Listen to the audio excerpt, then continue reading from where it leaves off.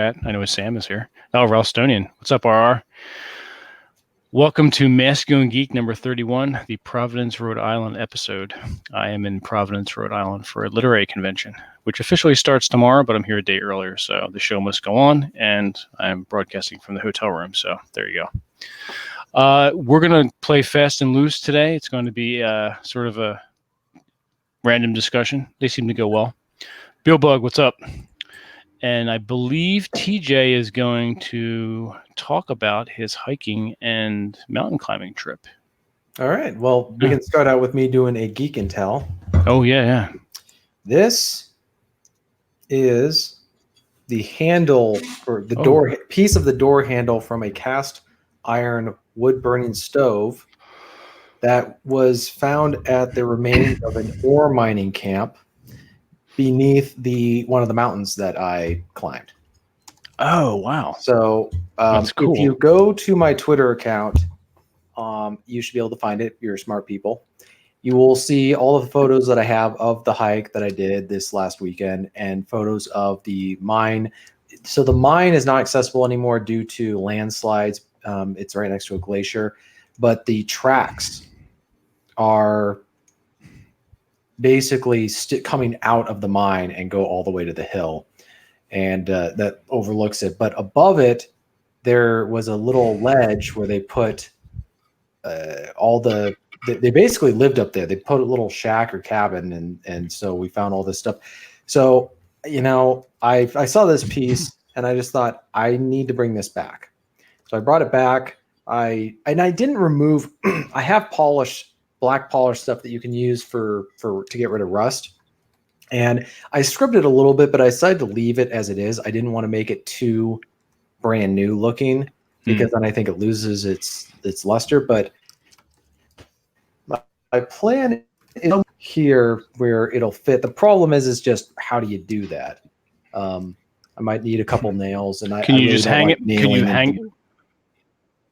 Oh. I'll have to come up with something creative. But I also need to put some sort of label on it saying like where it's from. So that way, anybody who finds, when I hand it over to somebody else, they'll know what to do with it, or what not to do with it. Don't throw it away. Yeah. Right.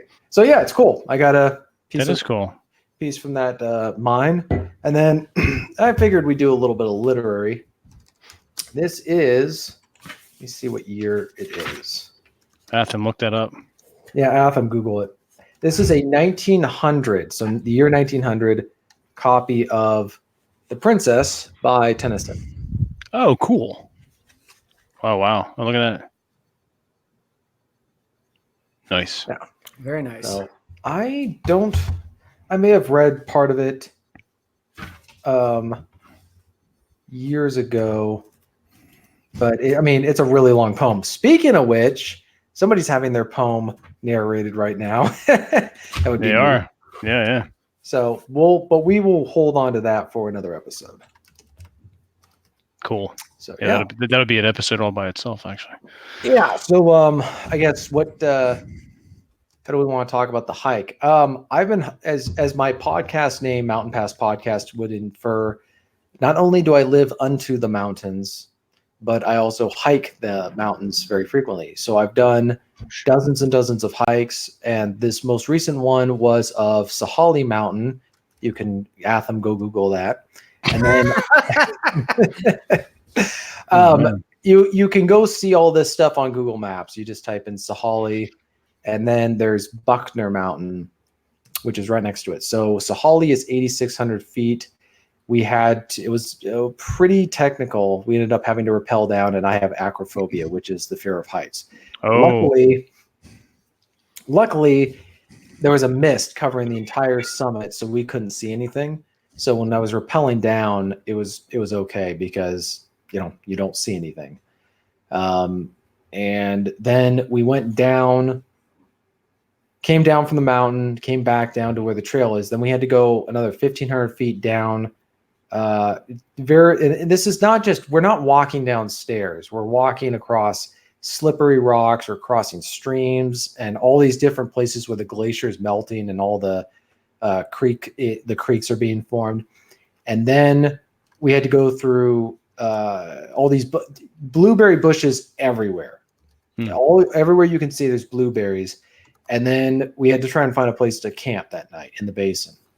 And the problem is there was no cleared land, so we ended up having to bivouac on the blueberry bushes. How? Yeah, it wasn't too well. It was bad for me because my sleeping pad deflated, but that's never good. That's never good. Never good. No. And the next morning we got up. We had to ascend 3,000 feet in 2 miles to get to Buckner Mountain.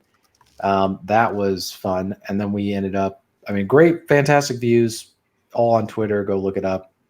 And then we had to come back down to where our campsite was, grab our stuff, pack up, and then head back up the 1,500 feet to get to the top. And then we had to go hike another 5 miles. So back to the trailhead. So it was a long 2 days, to be sure. So fortunately, this is one of the few hikes that I've done of this kind where I didn't get any blisters on my feet. See, I never get tired or exhausted cardio-wise or where my legs giving out. It's always my feet. My feet just get beaten up most of the time. And so probably because I need to get better shoes or just have them better fitted. So, but I'm dealing with loose rocks, dealing with the scree, yeah.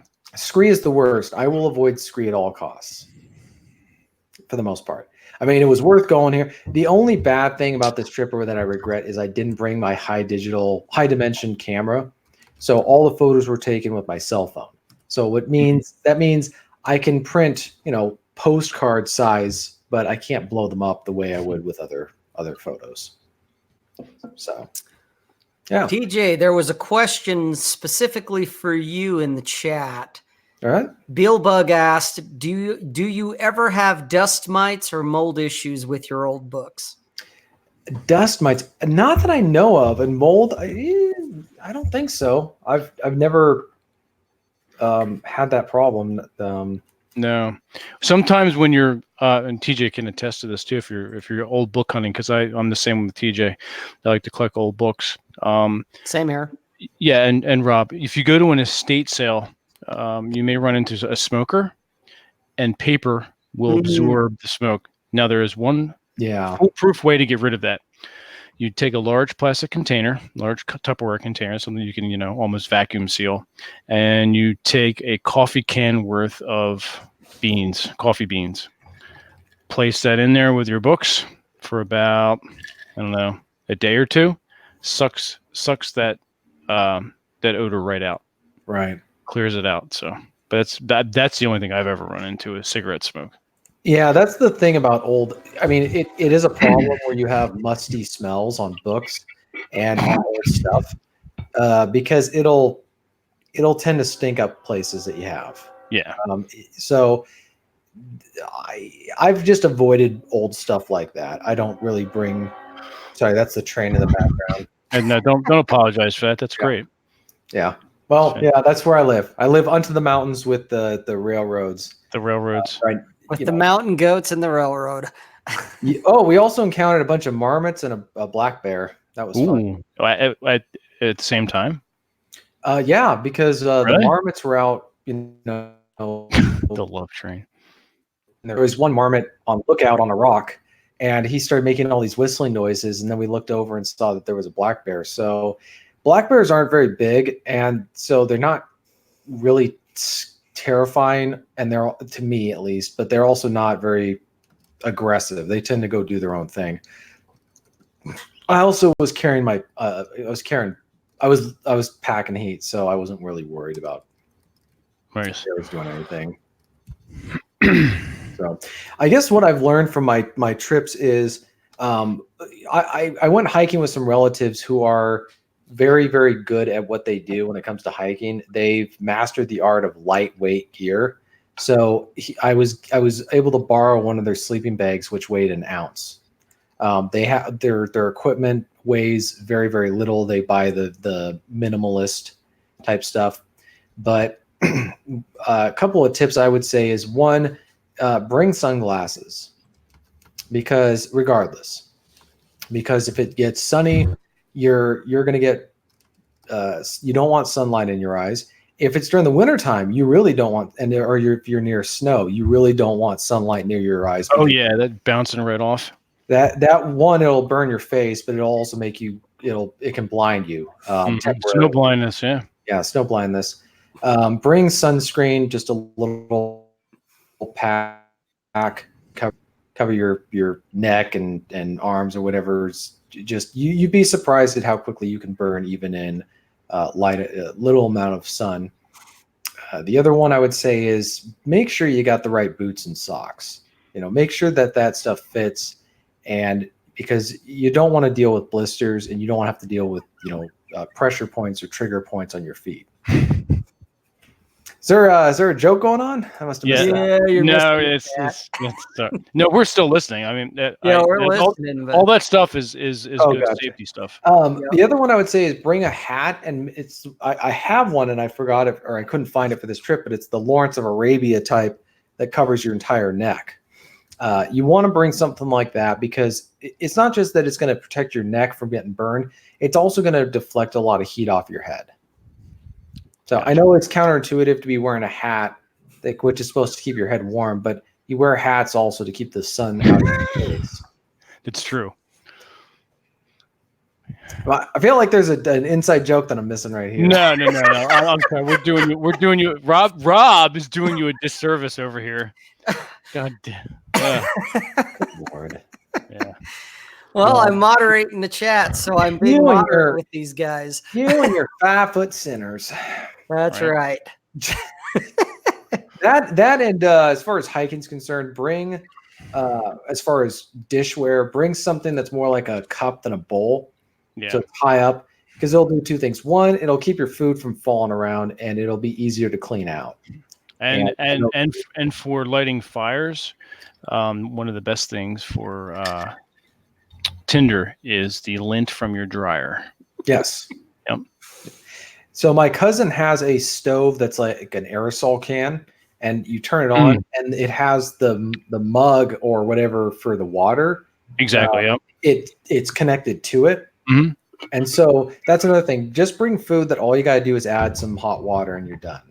Yeah. But you also want to bring food that has high calorie counts. You don't want to be doing anything. Doc Perodin, Safety Doc, was asking me about beef jerky. I love beef jerky. I absolutely love it.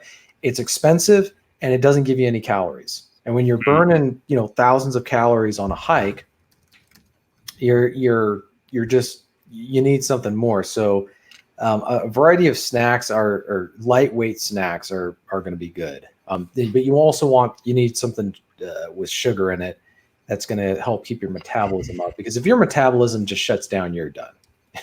You're going to be in trouble. No, Bill Bug, not Tinder, the app. Tinder for your fuel for your fire when you're out camping. Oh, not when you're out sleeping around. I got you. No. That's fuel for your fire that way too. So if somebody's asking, would you say it's better to hike in desert climate or humid foresty climate? I've never really hiked in the desert. I've only hiked in. Bring lots of water. Yeah, if you're gonna hike in the desert, bring lots of water and wear loose clothes. That's, dress just like when in the desert, do as. Yes. But yeah, I'm in an alpine setting, so that's what I deal with. I try to avoid hiking when it's hot out because I just don't do well. I will dehydrate very quickly. That's what gets me. So, yeah. Gotcha. Cool. Any other TJ? Any tips for those who want to start hiking, such as what type of trails, etc.? Flat. Yeah, you want flat, easy trails. Yeah, flat, easy trails. Loop. You want to do loops. It really depends. Well, one of the things is also where do you live? Because if start out with stuff but you want it to be on dirt. You don't want to going on a hike on pavement is not a good idea. And you want to go on something that's an actual trail. You don't want to do something that's like a Forest Service road. I've done those hikes. They're miserable.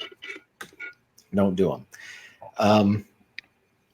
I would say start out small and then gradually work your way up, depending on what physical condition that you are in. But you could be a runner. You can still suck at hiking. I've seen hikers who suck at running, and I've seen runners who suck at hiking because your body is not doing the same thing when it's hiking compared to running. And you can be the biggest bodybuilder in the world who can do 400-pound squats, but he can also suck at hiking because hiking doesn't use those muscles as much as other muscles. You got to be able to do other kinds of stuff. Yeah, if you're on an incline, that's completely different. Yeah. Right. And so you just want to understand what your capacities are and start out doing stuff. And also, this is what I do and how I started out hiking. I did my little ritual that I do at the end of every hike where I pull out my tobacco pipe and I start just smoking and enjoying the view. Right. Go to a place where at the end you see something like it's a good view. Right. And also where you can I take photos. So I do a couple of things. I use it as an opportunity to take photos that I've stored. I take pictures on almost, unless I've done the hike before a million times, then I don't do it. But every time I go on a hike, I bring my camera to take photos. So I just build up this huge, it's almost like a photo journal of all the hikes I've been on. So I visually remember what I saw. And other things I would say is start out slower, and then you can increase your pace as you warm up. Don't start out fast, or you're going to just burn yourself out, depending on what you're doing. So that would be my advice for hikes. And don't do any overnight hikes at the beginning. And one of the reasons I avoid them and I do day hikes is because the number of things that you need to bring for an overnight hike you're at least doubling, if not tripling, the amount of stuff that you need. Because now, unless you're going to be really clever about it, you got to bring a bigger pack because the day pack's not going to cut it. You got to bring a sleeping bag. You got to bring a sleeping pad. You got to bring a stove. You got to bring food. You got to bring all this other stuff that toothbrush, contact lenses. You want to keep the weight like a third of your own body weight. Yeah, you just don't want to bring a lot of stuff. And that's why I like alpine hiking. It's very minimalistic. Yeah.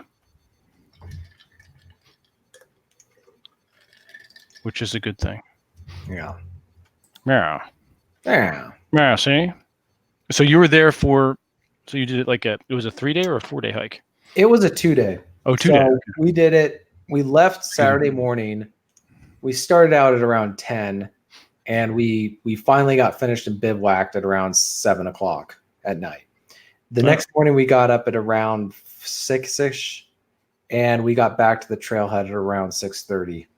So that was and we were not stopping. So basically, it was just 12 hours of continual hiking. So cool. Yeah, we were we were pretty much done. Or at least I was done when we got back. Oh, I'm sure. You were missed on the Saturday morning cartoon episode. I need to go back and review that. You do. Yes. What do we say, Rainier, at the same time? Like hiking the Appalachia. I would, Red Crusader said that. I would not, no. Think more of like Bavaria and the Alps. The Sound of Music bullshit, right? Yeah, think of something like that. Yeah, think of the Sound of Music in the Alps and all that other stuff and Germany. Well, there's a reason why they based Leavenworth off of a Bavarian town because the mountains around it are exactly the same. And so, yeah, that's and including the climate and the topography is very German, or at least very European. So Appalachia is more American, if that makes sense. Yeah. Just know Appalachia is very different in terms of its ecosystem. It is. Yeah, see? That trail. Yes. It's not complete until you do that at least once. At least once. So all right. So Rob, have you been on any hikes lately? No, I'm a lazy ass. You hike your ass back and forth between the couch and the refrigerator. Pretty much. I hike my ass between buildings in the truck that I got to drive around every day. So I get all my hiking in there with, 200-pound totes of shit. Jeez. Wow. That's what it maxes out, the totes? Oh, no. That's average. They max out at about 400 pounds. Oh, damn. Yeah. Okay. So we're talking like 3.5 times my weight type of thing. So that's what I do all day. So by the time I get done, it's like, do I want to go for a hike? Hell no. Heck with that. Yeah. No, I get it. No, it's probably been, I'll bet you it's been close to a year since I've gone on a hike. Okay. And the last time I did, there's a place here in Utah. It's called Secret Lake, spelled with a C instead of an S. And it's a nice little hike. It's, you got to drive up to the start point. Somebody's phone's ringing. Not mine. TJ. Ooh. Ruh-roh. Raggy. Fantastic. But Secret Lake is like, I don't know, like a half hour, 40 minutes from where I live. You drive up there. It's up in the mountains, but everything's paved, and the area itself, it's kind of a big circle, and it goes around this lake called Secret Lake. And you walk around that, and it's easy. It's something you can do in a couple of hours. The biggest excitement is you might see a moose. Gotcha. And if you do, stay the fuck away from it. Damn. Where you have good times. You spelled it right, Red. That is how you spell Secret Lake. Yep. How do you spell it? So Red Crusader spelled it correctly in the chat. It's spelled with a C, not an S. Oh, okay. So he did.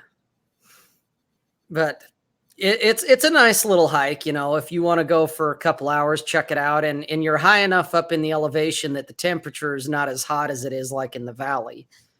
And so it's nice to get away from the heat during the summer.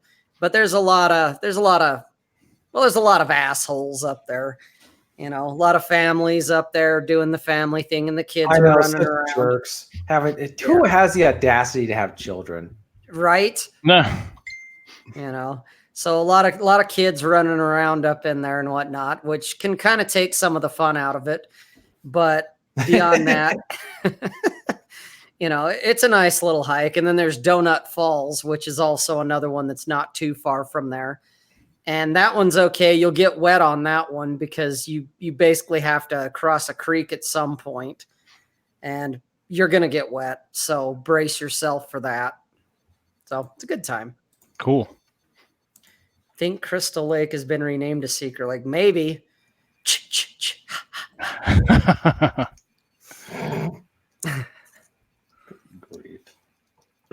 But yeah, I am not the hiking aficionado that TJ is. In fact, I'm seeing these guys in the chat talking about some of the attire they wear, and I'm like, I wear my Converse All-Stars when I go hiking. If you're doing if you're backpacking, especially on like if you're doing a rock scramble, you want something to support your ankles. So absolutely. You're gonna need hiking boots that have a good heel rise or ankle rise to them. No, I agree with you there, and also I don't know how it is where TJ's at, but in Utah we do have a very real possibility of running into rattlesnakes. Mm-hmm. And a canvas shoe is not going to prevent you from getting snake bit. And we also have mountain lions. That's something else you have to kind of keep in mind besides moose and the occasional bear here and there. Yeah, same out here. So we have those as well. But when I'm doing like Secret Lake or Donut Falls or one of these other ones that are these mild hikes where you're not really having to scramble up the scree or anything like that, I'll wear my Converse. It's like, screw it, I'm going to be comfortable. So yeah, TJ would be with me and he'd be horrified and be like, where's all your stuff? And it's like, I got my water bottle and my shoes on. What more do you want? Leave me alone. Yeah, he's like Aaron showing up for a hangout. Where's the rest of your clothes? Huh? What? Right. Like, I'm dressed fine. Yeah, we're going to go play video games. Seriously. No, what I've learned with just going on hikes is you don't wear certain types of. Okay, if you're out hiking the hikes that I'm doing, because I did the people that I hiked with, I've hiked with before when I was not prepared, and you suffer. You bring the wrong shirt, you suffer. You bring the wrong jeans, or you bring the wrong. Don't ever bring jeans. You bring the wrong pants, you suffer. You bring the wrong shoes, you suffer. You bring the wrong type of food, you suffer. And then you don't want to go hiking anymore. So You got to make sure you're swapping out your socks too. Right. Right. And so that was another thing I learned. You bring extra pairs of socks, right? Because what happened on this hike is sometimes you'll need to, or at least I double up on the socks if my feet are kind of killing me. I also bring what's called bag balm. It's in this little tin can about this big. And what it does is it just helps provide some, it helps. So what happens where you get blisters, it's when friction against your foot and the shoe.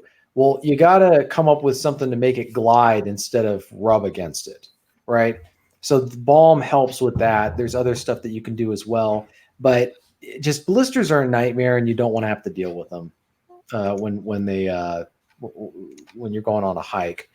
But with the stuff, because if you bring the wrong shirt, like you bring wool when it's cold, but wearing wool when it's hot can be kind of a nightmare. So you want to bring some sort of other type of clothing material where it's going to wick away the sweat. It's not going to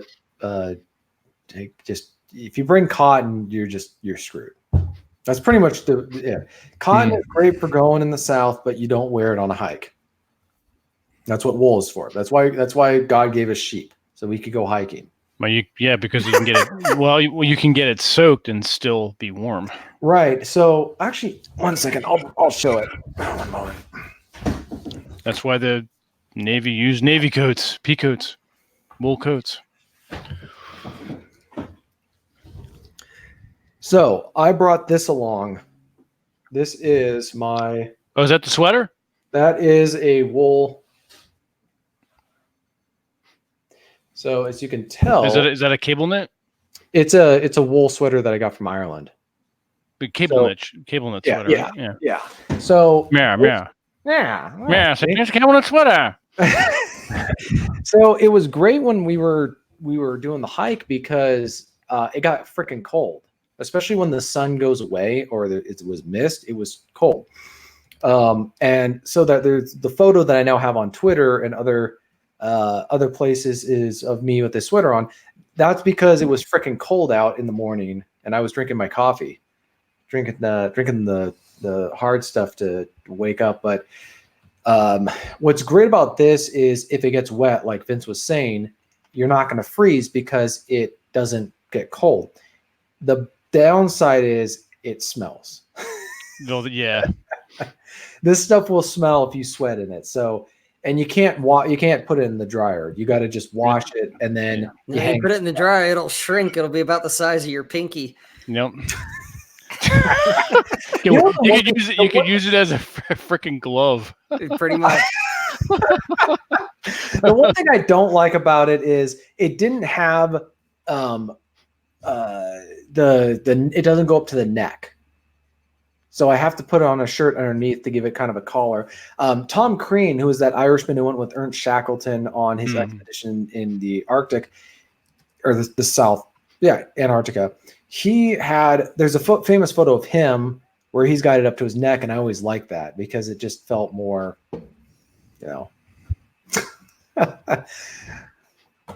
Yes. Well, where can I find out more about that?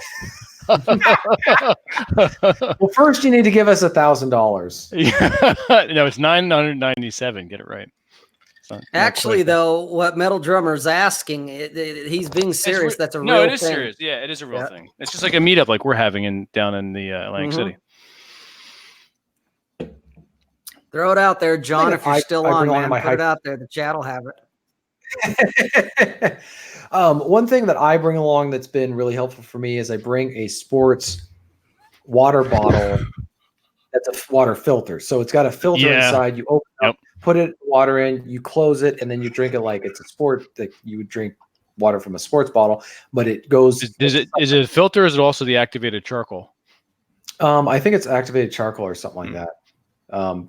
Whatever it is, I've never had any problems with it, and I got it for $30, and I've never regretted it. It's great because what it does is it's just a much more effective way of dealing with water filtering. Whereas other people, they do this thing where they gotta, grab the water and then they gotta, pump it, or they use the IV or not IV, UV pen. Mm-hmm. They just kill it. I just like. I don't trust those. You know what? On this trip, I did not use my filter at all. I drank straight from the water because it's the purest water you'll ever find. I was grabbing my water right at the spot where the glacier was melting and forming the very beginning of the little stream that would flow into a creek, that flows into a river, that flows into a lake. So I was at the source of it. So I was drinking the purest water you're going to find in that area. So there was just no reason to do the filter. I mean, if you can't drink that water, then life just ain't worth living. That's the honest truth. Yeah. I like how you segued into like a slight Southern accent. Yeah, exactly. Yeah, speaking of Southern and birthdays, it was David. Were we talking about birthdays? No, I said speaking of which, okay. It was this guy's birthday. Oh, Davy Crockett? Yeah, Davy Crockett. Davy. Yeah. Davy. I loved how in the Fest Parker Disney version, he's in the Alamo and he's talking to Jim Bowie, and Jim Bowie's like, Davy, now that you're here, I think we'll be able to hold out. And he goes with old Betsy, and then he picks up, man, this Arkansas toothpick of yours, how can we lose?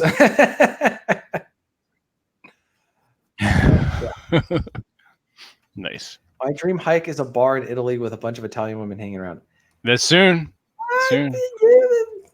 Well, I was going to just type it out, but since TJ just reiterated my words, you guys can go hike the Swiss Alps or whatever the fuck you want to do. I'll hang out in the bar with the chicks. It's easier. Yeah, gosh, people have always saying I should go hiking and find a chick there. Here's the thing: is they're not wrong.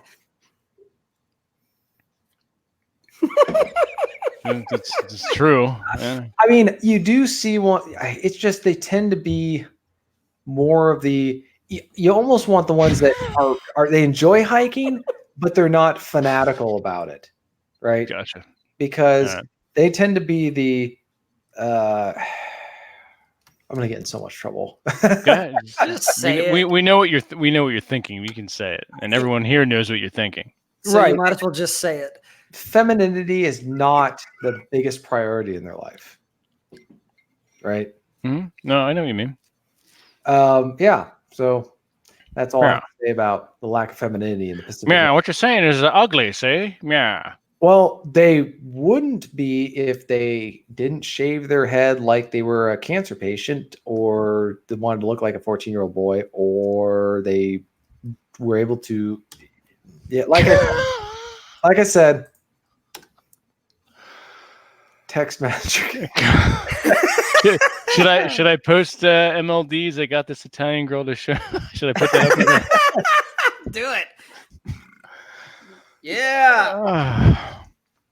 See, we're gonna have John there. He's gonna have. Yeah, Red Crusader's right. You're better luck taking a chick you're already. Yeah, exactly. Yeah, well, yeah. That's no, absolutely. You take someone, you take a girl you already like, and then say, "We're going to go on a hike."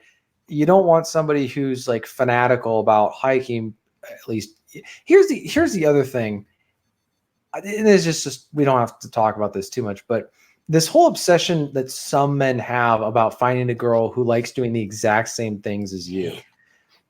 If she likes to do some of the same stuff as me, great. But if she likes to do her own thing, that's fine.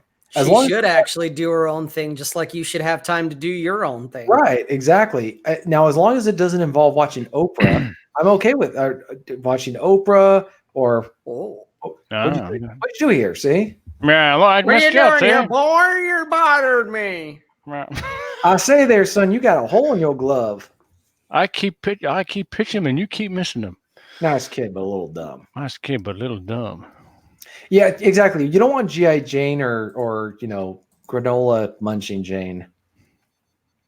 Pretty much. That's about the size of it. Oh. Yeah. Yeah. Yeah, I don't want the one who's like, yeah, we got to go to the gym every day and we got to pump those irons. Like, yeah, no. How about you work on that cookbook I bought? There you go. Make me a sandwich. Lift that food there. Have the hot Well, meal just waiting like, for it. it's just like there's only one of us needs to be able to lift 300 pounds, right? Mm. The other person can learn the page 300 of that cookbook. There you go. Right? I mean, Fair enough.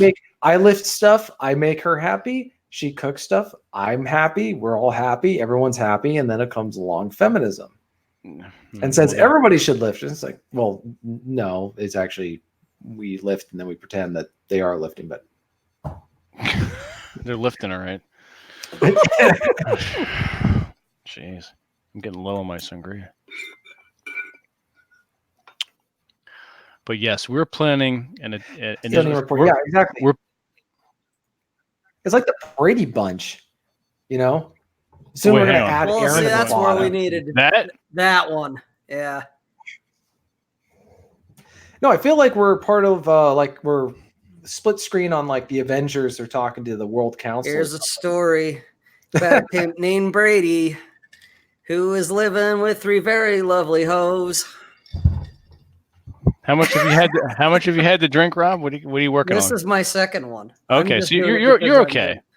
Dude, I'm way straight. Right. I'm good. All right, cool. glad you clarified that. Bro. Thanks for clearing that up for us. Thanks for clearing up the homosexual question for us. Thank God for that. Jeez. That's right, Chest. We do the CNN talk over each other edition all the time. That's our thing with it. We do. Communist Network. There you go. TJ and I are going to do an episode on. We're talking about the Venona Papers and Whitaker Chambers, John Service, Elizabeth Bentley. The hell are you guys even talking about? What? That piece of shit, Alger Hiss. Yeah, screw that guy. Pretty much. Man, I'm glad I'm just like so not interested in horse shit because I have no idea what you guys are talking about. Well, you'll know when Yeah, you'll know. The whole world will know. I don't care. I really don't. But I'm going to say this again before I think Rob interrupted. No, I think it was TJ, but he didn't do it on purpose. We are planning an Italy trip in spring of 2020. Yeah, it's this guy. It's this guy over here. Right there you go. There. That guy right there.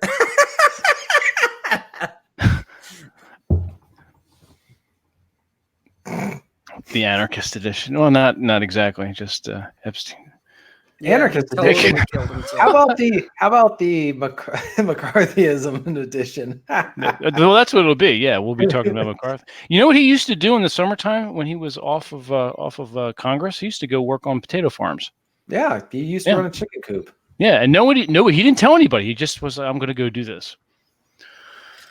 I mean, he was Irish, so I mean, well, there's that. Makes sense. He's working on a potato farm. He's going back to the source. Well, it could have been any farm, but the point was he was working a farm, right? And there was nobody in Congress when they're break going to do that. Yeah, he was friendly with all the actual working people, because that's the life he came from. Well, the rest of the Senate was a bunch of trust fund babies and WASP sellout, coward, traitor, scum. Keep going. Enemies of they were enemies of. Yeah. Yes, indeed. Coolidge did a lot of fishing. Yes, Coolidge was also. I'm actually working on an essay for a book that I'm not writing. Someone else is publishing the book, but it's on Calvin Coolidge. So I need to do that at some point. Get it done soon. But Coolidge was one of my favorite presidents because, frankly, my humble opinion, he was the last good one. But don't tell anybody from the 80s. What are you talking about? Reagan was awesome. He went to actually blow up the Soviet Union with nukes. Yeah, right. communism video game, Rainier. It is getting weird, but I have not seen an ad for that. I thought I saw an ad like in a gaming app on my phone that was something about communism, and it was a video game. You had to go out and start building your little commune up and chop wood and pull potatoes and do some other nonsense. It reminded me of like World of Warcraft, where you had to farm to get shit. Yeah. And then, you create your own dictator who takes all the shit from you. And so it's like, okay, that sounds about right. Yeah, we have a comment in the chats by John. Epstein totally killed himself. I agree, because whatever you hear, what the official story is always true. It's never wrong. Government's never gotten anything wrong. They've never lied about anything. They've never covered anything up. Yeah, JFK was totally shot by Lee Harvey Oswald, and Jack Ruby just happened to kill him on accident. And they just happened to refurbish his car in Detroit that weekend. I mean, right. These things just happen, right? Indeed. Epstein totally just accidentally wrote his will 2 days before he hung himself. I mean, we were just talking about TJ and I were just talking about Wilson off air. Wilson was the worst. Wilson, it's hard to say who's the worst, because one of them. He was definitely one of the worst as far as policy. I'm just thinking it's hard because the ones that come after a guy, you're wondering, would they even exist if it weren't for that guy? It's kind of like that joke where somebody says, I went back in time to kill Hitler and I accidentally killed Woodrow Wilson instead. And the person goes, who's Hitler? Basically, people, the argument is, if it weren't for Woodrow Wilson, the Nazis wouldn't have happened. But that's another issue. Yeah, he was bad. He was not a good president. There were other bad presidents as well, but some of them some of them were bad presidents, but they just weren't like. There's like the policies they actually did, and then there's the rhetoric or the way that they. So there's. I don't know. It's hard to say. I just know we know the bad ones. We know the ones that we do not like. But Calvin Coolidge was one of the good ones from a very different era. He was from an era when New England was a just staunchly Republican area. Right? If you watch the movie, what's it called? A White Christmas, where they're Danny Kaye and Bing Crosby are talking about how they can get people to go to this hotel they're staying at. They're saying, we need to find something around here that's new. It's unique. People in this area have never seen one before. Danny Kaye goes, yeah, why don't we dig up a Democrat? And he goes, no, they'd hang him. This is in Vermont back in the 40s or 50s or whatever. So just to kind of show how different things were back during Coolidge's time. Now, what happened exactly, I don't know, but I don't know. Maybe it was something in the maple syrup. The maple syrup. They put fluoride in the maple syrup. Fluoride in the maple syrup. Making all the freaking frogs gay. Can't have gay frogs. The lizard people. The lizard peoples. You know what's kind of scary, though? How often has he been... By the way, I was just doing an Alex Jones reference. How many times is that dude he says crazy stuff in a very bombastic way, and we're like, this guy's out of his mind. And then 10, 15 years later, we're like, it all comes true. Yeah, well, he's pretty correct. Right. Yeah. He wasn't crazy after all. No.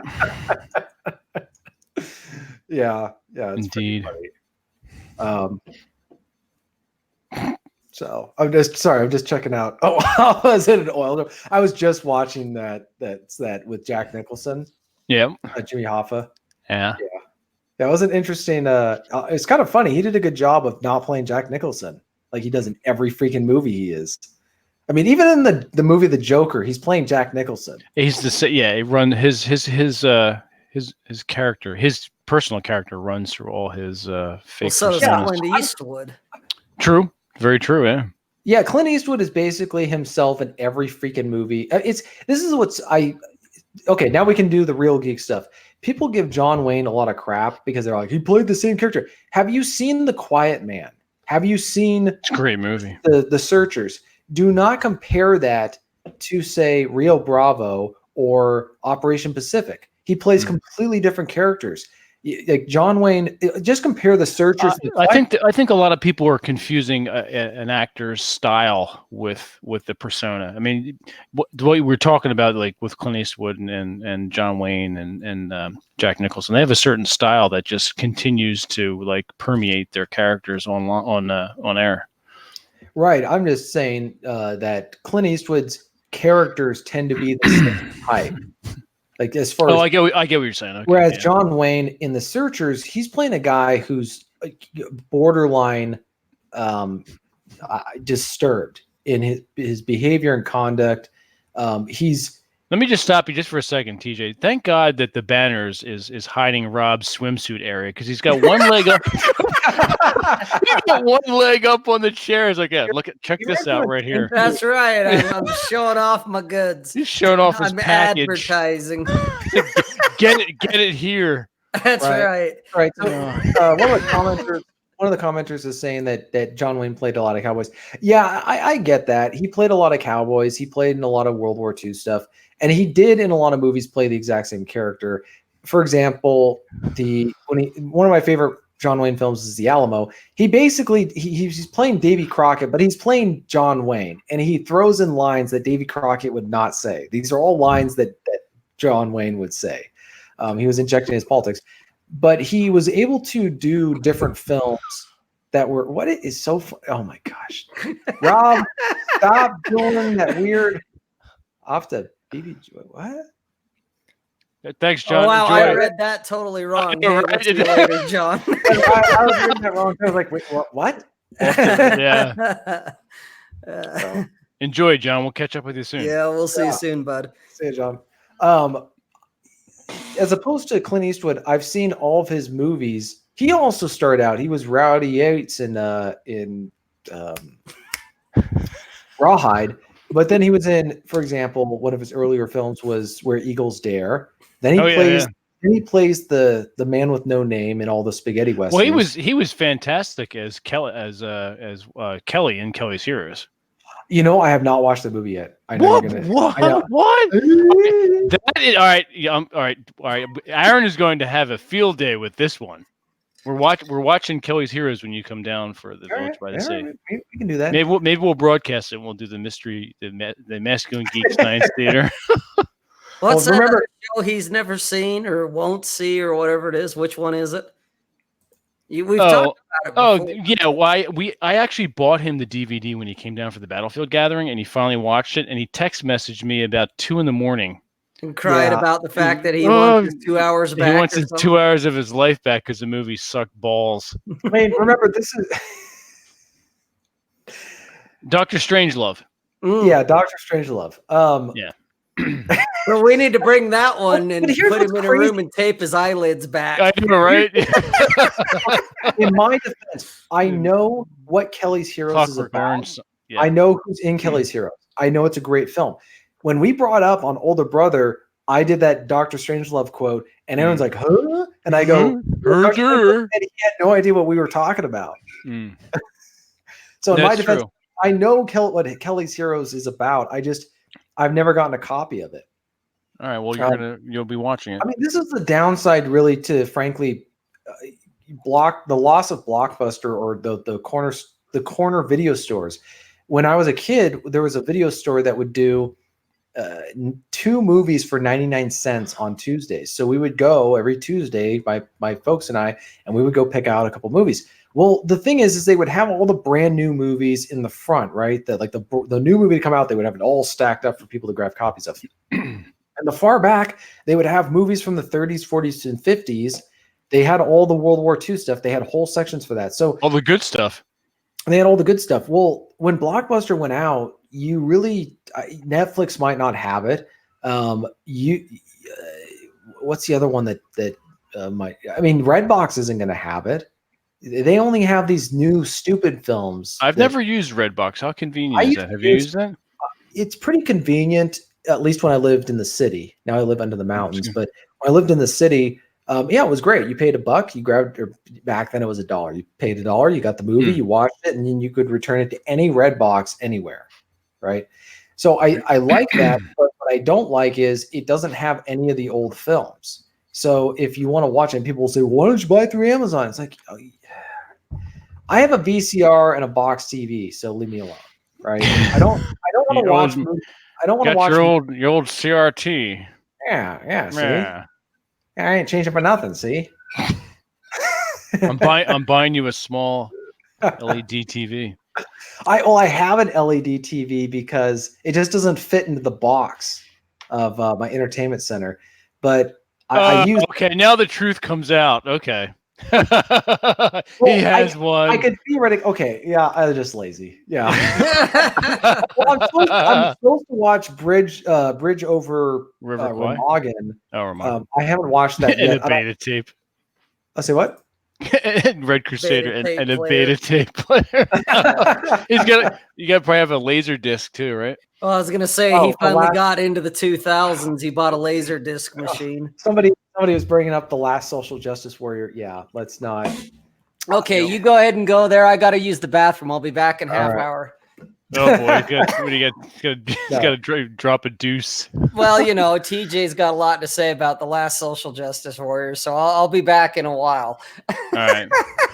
Don't touch yourself too much. Oh my gosh. The Blockbuster. Let's go back to Blockbuster because think about back in. This is what I find fascinating about back in the day is how some things have changed for the worse as far as technology. And also this, I don't really like the idea of just having, it's almost the illusion of unlimited choices that overwhelms people when they're trying to pick a movie. I'll be with buddies of mine and we're trying to watch something on Netflix and we spend 40 minutes trying to pick something because there's so many choices, right? Well, it's like walking down the cereal aisle in a supermarket. And so I think that I just remember when we would go to the video store, eventually we got to leave the store. So we got to pick a video. There's no incentive when you got your beer and your chips and your salsa and your whatever, your snacks, and you're snacking while you're searching through movies for 2 hours. I mean, this is where the whole channel surfing thing came from. When you got cable, we didn't have I had 13 channels that were all manual. You would turn the knob, you got 13 channels. So you couldn't really channel surf. If you didn't like what you had on 13 channels, you just turned the TV off and went and did something productive with your life. Oh, yeah. But you're at Blockbuster or the video store, you eventually got to pick something and leave. You can't just sit there for 2 hours like you can in the house with Netflix. So I'm not a huge fan of the way that things went down on that. I'm wondering or hoping or thinking that might change. I just don't think it's good for us as humans to so easily have access to so many choices. I think we get very indecisive. So, true. Very true. That's my thoughts on that. That's all I got to say. Yeah. Oh, thanks, John. He tweeted us out. He twatted us out. Yeah. Yeah, everyone's been pretty cool about that. To thank everybody. This is called first world problems. Yeah, it's just funny how I wonder how much more calm or normal people would be if we didn't have a lot of first world problems. Meaning, you can't even have this conversation, but just if you had to go to a video store and you could only, spend so much time in the store. I don't know, but I think people just get overwhelmed with stuff. There's just everything's so much more complicated than it used to be on stuff. I'm not saying that, this is what somebody once told me. He goes, life was simpler but harder. Now life is easier but far more complicated. Trying to do something is very complicated now. It's a little bit backwards, yeah. Yeah, it's a very weird system that we have where it's a lot easier for me to do work because I don't have to commute and I have everything on my computer. But when I want to access something, the amount of steps I have to go through in order to get something done is just unfreaking believable, right? You want to go log it. If you have a computer and have internet, you need to have a firewall. You need to have a VPN, or it's smart to have a VPN. If you use the VPN, it might not allow you to log into a site. So then or an account. So then you got to go send a password to your email. Then you got to log into your email. It may not recognize it or whatever. Then you got to insert that, and then it might not accept it, and then it'll want you to confirm that you're an actual human and not a robot. So you got to press all the right parts that, yeah. And then you're just thinking, all I want to do is just check something really quick, right? And then people are saying, well, then you download the app and you can have all the stuff on your app. Great. Then somebody can get all this information off you if they ever got a hold of your phone. Basically, your life ends if you lose your phone, which is not exactly what I would like to have happen. Well, there's that. Yeah, that's another thing that's frustrating when I go hiking. I'm out of cell service for a weekend or for 24 to 48 hour period. And I got people just losing their minds because they can't get a hold of me. Well, right? if you just take your goddamn phone and have a little bit of satellite service, then we could get a hold of you. Stop trying to call us out. No, I'm thinking of like people sending messages on Facebook. I don't have the Facebook app. I don't wait. on Facebook. But TJ, we didn't even know you were gone. I know. Honestly, yeah, we didn't know. Right. No, oh my gosh, you guys are such jerks. Here's the thing. We knew you were gone, but we weren't going to bug you. Yeah. If something happened, I'm referring to I'm not referring to people that matter, Vince. You guys you don't you dumbasses. That's right. You bitches don't matter, so I don't care about you two assholes. I see how it is. I'm referring to people who reach out or try to communicate with you and they don't hear from you and they assume like they don't understand. They assume the worst, yeah. Right. They're catastrophic in their mindset. Yeah. And so they think your house gas line blew up, except you don't have natural gas for anything. You use electricity. So that doesn't really make any sense. Or they assume it's almost like you got to let people know in advance where you're going to be. But I'm also thinking, I don't want to have to tell people where I'm going. Oh, where are you going? I'm going on a hike. Where are you going on a hike? We're grown ass men. It's no one's business. Right, but people you're not even beholden to respond to people. I mean, it's ridiculous. It's almost like you need an app to just alert everyone on Facebook, email. Oh, it sends out a blast like, leave me alone. I'm fine. Right. Do not disturb. Yeah. No, but what's going to happen? Idea, actually. Yeah. It's insane. So that's about the size of it. Another first world problem. We don't have cell service in the mountains. Honest to God, if my job changed or I was in a situation, I would just get rid of my phones altogether and I would have a landline. I have a landline and I would just put one of those phones on the wall. Right? Because then when people when people want to get a hold of me, they got to earn it. When they finally get a hold of me, they're not going to waste my time. They're going to call me up and say, "Hey, TJ, we need this." Da da da. Okay, great. Da da da. You hang up the phone instead of, "Here, let me waste your time for 40 minutes talking to you about something that I really don't care about," and then I'm going to finally get to because if you don't, I can get a hold of you so easily, right? Scarcity creates value. Well, perceived value anyway. It's all economics, people. Well, I don't see the value of a rock that got dug out of the ground at gunpoint by some kid in Sierra Leone. How that somehow translates into a symbol of romance, is just the power of illusion. So, like you were saying, it's all perceived. Thank you, De Beers Company. TJ would start using homing pigeons. I would get a falcon. I'd start doing falconry. The interesting thing about falconry is you have to trap your own falcon. That's part of the process. I was looking into that here in New Jersey. I'm like, I don't want to do it that badly. Just don't care. I might do it if I got turned into that old man down in the mountains. I'd do it. Well, yeah, I could see it out in your area, not for anything. I grow out my beard, a little bit, and I wear the sweatshirt, and I got my musket. I could do it. Get a huge glove. People knock on my door. Hey, do you want to talk about this? I just walk out with the falcon, and I'm like, yeah.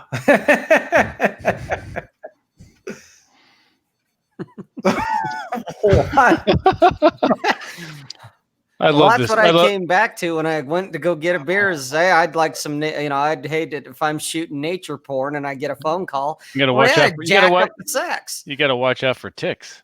Yeah, that too. Oh God, in the DMZ area.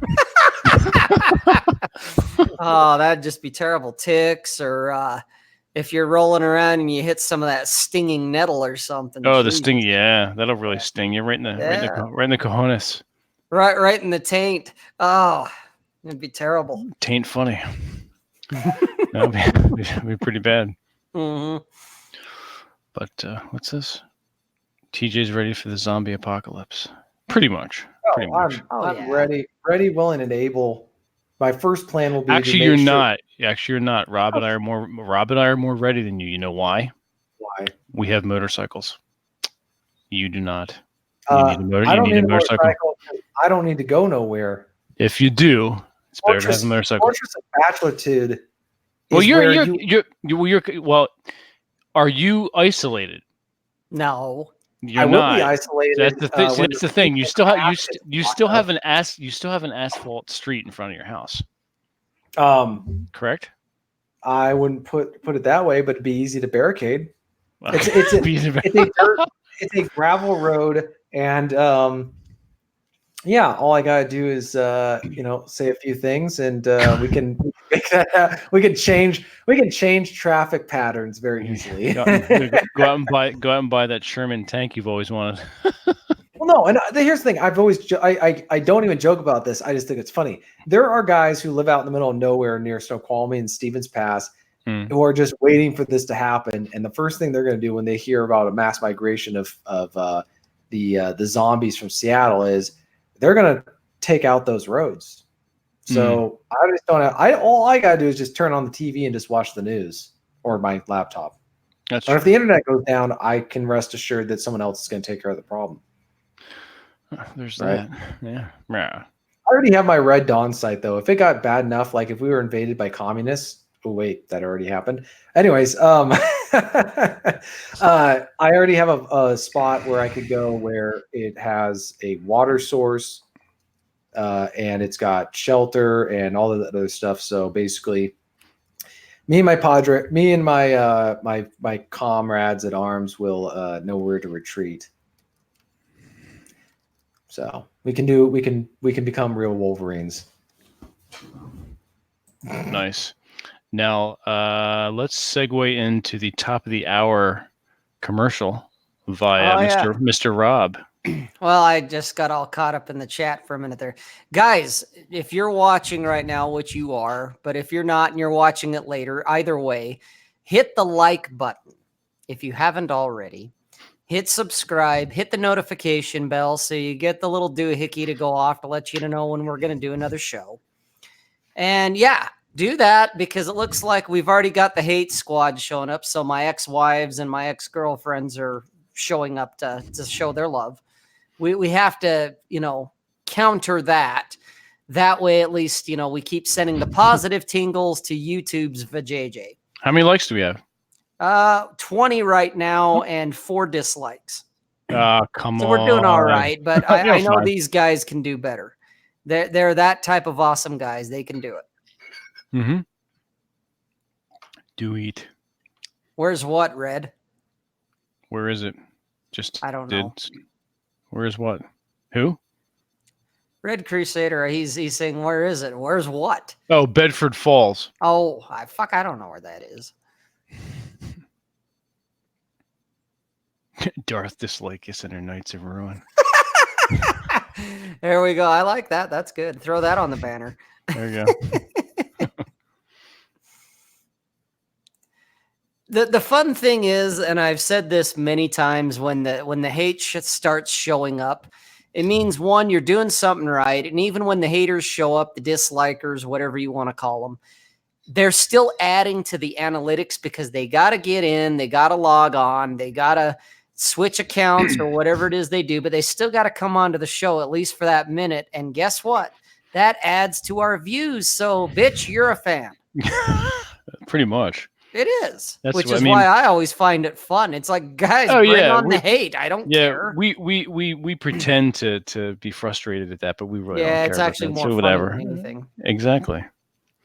That's right. Rub that YouTube clip, boys. That's right. pound that YouTube vajayjay. So yeah, I did my spiel. Back to you guys. Fantastic.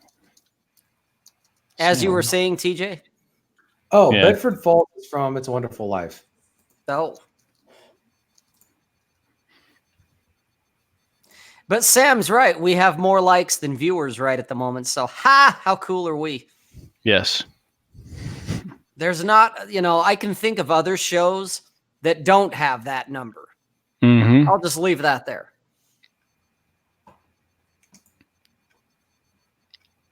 That is very true. What are you drinking, Rob? Bud Light. Okay. And Bud Light TJ? in the aluminum can. Oh, gotcha. Okay. Is that the extra large aluminum can? Yes. Cool. And I believe from what I saw TJ drinking, it looks suspiciously like vodka. That would be a lot of vodka. No, Hey, Aaron's on the show. it's sparkling water. Yes, Aaron, we got it. We got to show her something. He must be standing on top of 3 tables and a booster seat to be able to see this. 3 tables and a booster seat. That was after he was staring at a picture of Michelle Obama for 3 hours. Somebody's chafed. No, you got to keep this guy on his toes. You got to, got to keep him on his toes where he likes to be, right? On his toes. Yeah, Aaron will be out on the East Coast with you guys as well. So now you have to come out, Aaron. I'm calling you out live. Everybody in the chat's going to know, and if you don't show up. Aaron, do you want to come on the show? Is this your Is this your passive aggressive way of saying you want to come on the show? Come on, guys, will you let me into the channel? Lower the drawbridge, guys. Hey, fellas, let me in. He's like Chunk from the Goonies when they lock him out of the. Yeah, it's true. Where would you guys go if it was the end of the world? Well, RR, if I told you that, then everybody would fucking show up. So I can't. I'm Minnesota passing around. All right, hang on, Aaron. I'll twatter at you. Hang on a second. let's bring Mr. Aaron Clary in here for a little bit. All right, get ready. Get ready there. Get on camera, Aaron, or is you just gonna do your microphone thing and bitch about internet speed? Seriously, you get bitch about internet speed. Darn kids got in the way of me golfing. And get off my lawn. Get off my golf course. Oh God, that's funny. Going to an island, good for you, RR. An island would be good. Depends on the island. Or what? Yeah, that's true. Or what TJ would do. You go higher altitude. I would go to the mountains definitely. I mean, I'm totally Red Dawn in it, right? Well, like I said, I'm not telling nobody where I'm going. I've already got it figured out. Right. Same here. If I tell people, then motherfuckers are going to show up there. Hey, Rob, what you doing, buddy? not bringing the zombie squad with them. Not Pube Boy. Hello and welcome to the Mountain Cast podcast. I'll be brief. So today I'm going to talk about what I'm going to talk about today, which is what I'm going to talk about today. And did you ever notice how? Well, let me talk about something else. So there's this thing that was happening this one time, which reminds me of another time of another era. But I'll tell you about that story second time. But I'll be brief. Oh fuck! It's like he's listening to a couple of TJ's episodes. Hey! Oh God! You guys. Mouthing off when I'm out there to defend myself. What are you talking about? You we guys. We knew you were there. Why are you showing your face? What is it? Because I'm on shitty internet speed? Too damn lazy to plug in the camera. I gotta reach down underneath. I don't know how to do plug and play. I'm old. I know. Okay, look, guys. Seriously, the real reason I don't have the camera plugged in is because I'm not short as Rob to reach underneath the desk and conveniently plug it into the bottom of the computer. Okay, gotcha. Whatever. So that's. I do my own camera show on my own channel, but fuck you guys. I'm not showing up on yours. God. Anyway, I don't think he's actually showed his face once on MG now that I think about it. I The have, first haven't goes- I? Yeah, you have. You know what? I'm gonna have to call bullshit on that. Yeah, I'll have to agree. Okay, well, it's just because I'm too lazy to reach over and plug it out. Oh, I thought you did do it. No, you know what? I No, could have you done it never one did. time. No, he did, but but before we went live. Okay. Okay, but the audience never got to actually see her, and all they got to do is They're hear too her. busy jerking off to your face, Rob. That's what I kind of don't figured want it was. them. You're jacking off in your I underwear. don't want to distract from all the Asperger's and autistic Dungeons and Dragons players jerking off to your masculine beard. They got Good night, posters of you and George Bruno and kind of Oh, like a Adonis, one of those Michelangelo paintings, Oh, and you and yeah. him are arm Touching wrestling, and the fingers. beards are touching. And Tanner, or whatever millennials are named nowadays, they're all jerking off communally while they play the Dungeons and Dragons game. So, Stop besmirching Dungeons and Dragons. dude, Oh. I don't have to. We don't have to go into that. The participants today just besmirch it themselves. So This is true. Yes, this is true. when are we going to do another online one? Because I would like to play the game once more before I'm dead and not have some total freaking retards ruin it for me. We are playing when you come down in. Oh, and okay. It's live. We'll do a live broadcast of that. Okay, what's the So- itinerary? Are we going to podcast Oh, first for and look at Christ's fields and then play Here we Dungeons go, and Dragons? TJ. Do you want to inform him of what's going to happen What's going to happen where? at the Village by the Sea? Who? Huh? We are going to be watching Kelly's Heroes. Yes, Oh, that's good. yes. Yeah. And Cowboy Bebop for Rob. Oh, good. All right. Yeah, All right. and we're gonna broadcast I live still and do haven't kind of watched like the an. We're gonna do like an MG, sort of like an MG. What do you call it? Science, Mystery Science Theater. Are we going to record us watching Kelly's Heroes and making fun of it or something? Like, it'll Well, just not be our me. Yeah, it's gonna silhouettes? be like Beavis and Butthead. Yeah. Okay. Well, not making Well- fun of it, but commenting. Okay. Yeah. Well, like like if we were watching The Great Escape, right? There you go. Uh-huh. And then That's the a real good- fun thing will be is it'll be us watching that, and it'll be guys watching us watching that. Yeah. It'll be like the whole mirror effect. It's like With know a if either- mural of you and George Bruno mixing your beards together They- and homoerotic ecstasy. Is that what it is? Here we go again. Yep. Oh God. All right, I just want to say hi. That's it, guys. I just want Hi. to stop and say All hi. right, all right, Aaron. go back. I'll see you guys later. You guys All do. right. You guys got a show or something? What are you doing right now? we are live on a show. Yes, You got a show? we When do did have this a maybe. show. Oh. Yeah, I know, right? It's only been since January. Can I come on your show sometime, guys? You can, Maybe. yes, yes. Okay, cool. We Yeah. might let you into the treehouse. We may lower the drawbridge from time to time. Yes, All right, sounds good. yes. You're doing well, TJ. It's natural to happen to your body. It's all natural. It's nothing to worry There's about. nothing to worry about. Don't be scared. It's all Are you saying right. You're free of the desire to club. You may feel funny climbing the fire pole, but that's all right, TJ. It's all good. I'll see you guys. See you See later. Aaron. Funny climbing the fire pole. Christ. What a guy. We have to. Sam, we'll let Aaron know you want to talk to him. Yeah. He just dropped off. Oh God, that's funny. Always a good time. Absolutely. But I am getting a little bit of a complex for the fact that at least when we've gone live, he's never showed his face. It's like, oh guys, I want to be on his show, but not really. Well, that's because we're not paying him. Oh, is He that only- what it is? Well, he shows his face when he does his paid stuff. Is that how he rolls? Mm-hmm. I I'll be the first to tell you that, Mr. Captain Capitalism himself. I only show my face to when I want to be a whore for your shekels. All right, I got it.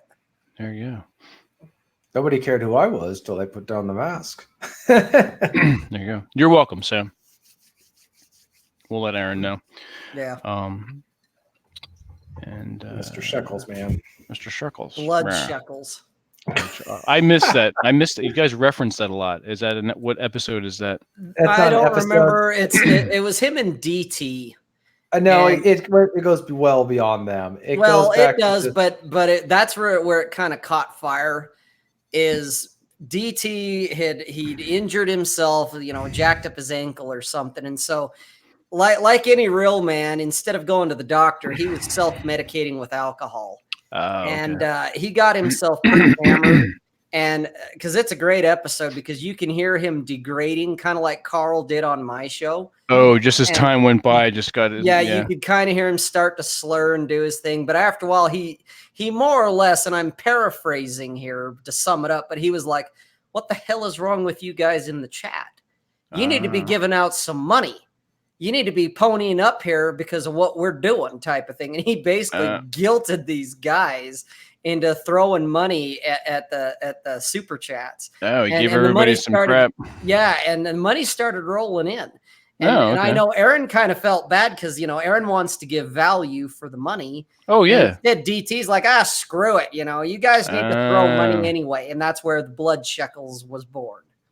No, I can completely understand that. That's you want to give value if you're charging. Which is why we don't monetize right now, guys, because we're not giving any value. So, well, there's entertainment value, but no, this content on here is free. Our newsletter is free. The content on our website is free. We do have a Patreon. Go over to Masculine Geek Patreon and go check that out.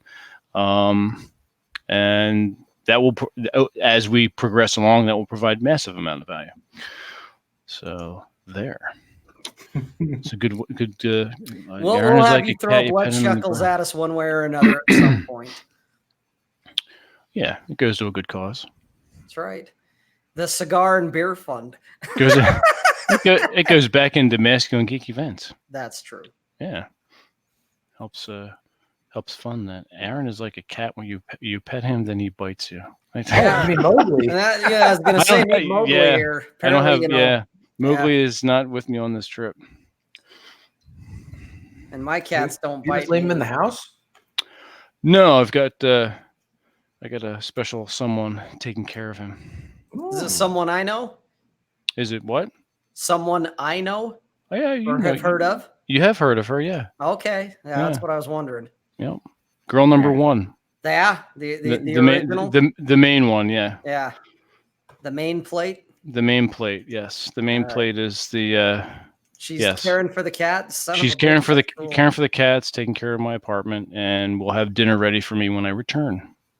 Nice. Well, this will be the real test for her then, to see. You go home, your apartment's on fire, the cat's dead. Yeah, he's been stuffed and mounted. Yeah. Oh yeah, here's Mowgli. He's Mowgli. real tired right now. I don't know what happened. He's just I just came in and it was like this. Yeah, right. That's too funny. Mm-hmm.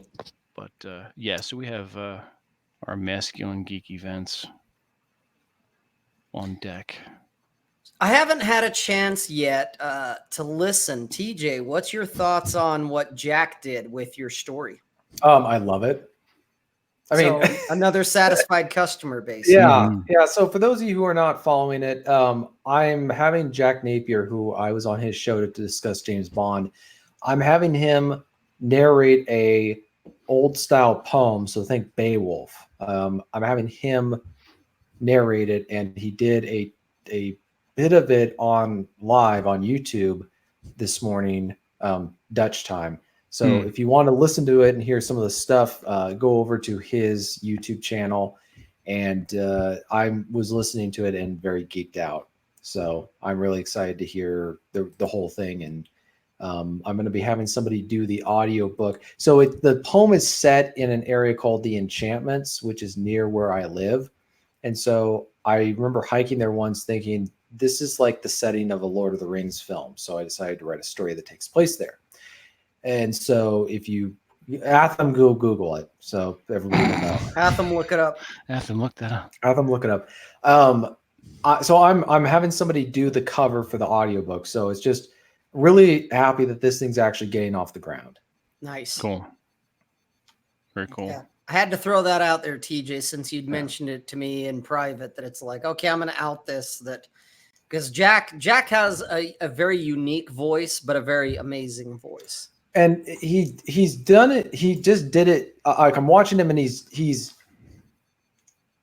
very meticulous about how he does it. So he's doing a recording, and if he doesn't like the way his tone sounded, the way he read it, he goes back and does it again, which is exactly how I wrote it, where I'd read it and I go, that didn't sound right. We need to rewrite that. So I finagled over that story. It's not very long, but it's just because it's something I wrote it intentionally as something that would be read aloud, something that would be read out loud or narrated. So I'm like I said, I'm very excited to see the final version. And yeah, I just think that things are going back to audio. People are they want something that they can listen to in the background. So an audio book or a radio show or a podcast.